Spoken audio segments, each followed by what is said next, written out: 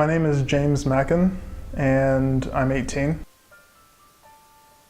I make stained glass for a living.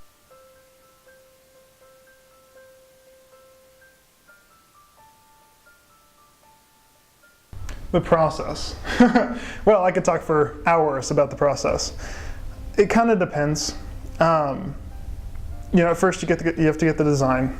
As far as the actual physical process is concerned, and then there's the more modern method that hasn't been around nearly as long, that's called foiling. And essentially what foiling is you get a strip of copper foil that has an adhesive backing, and you put that on the edges of the glass, and then after that you solder the whole thing together.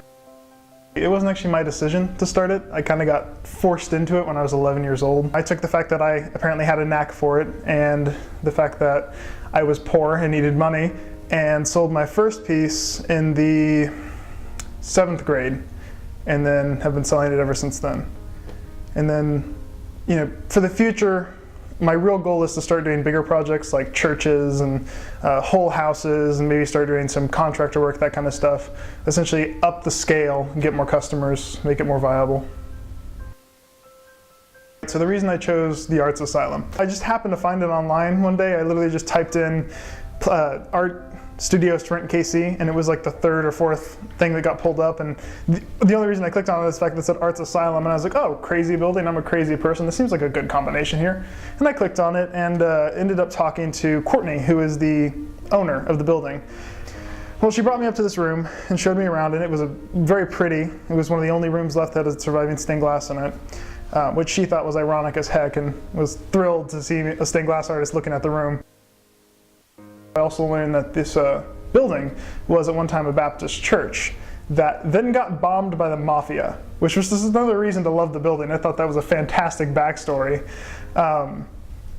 So yeah, I don't know, the history of the building, the people running it, all the other tenants in it, everybody's really friendly, just a bunch of artists struggling together as a big community.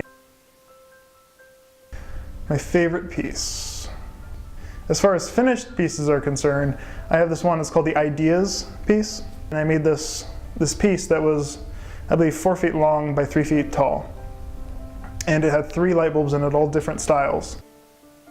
Stained glass is the ability to capture light in a way that brings new life to a space. And the ability to take that light entering your house and make it dance about it. If I were going to talk to another artist trying to sell their work and make it through, all I have to say is you'll get a lot of pushback. People will tell you it's not worth it and you're not going to survive that way.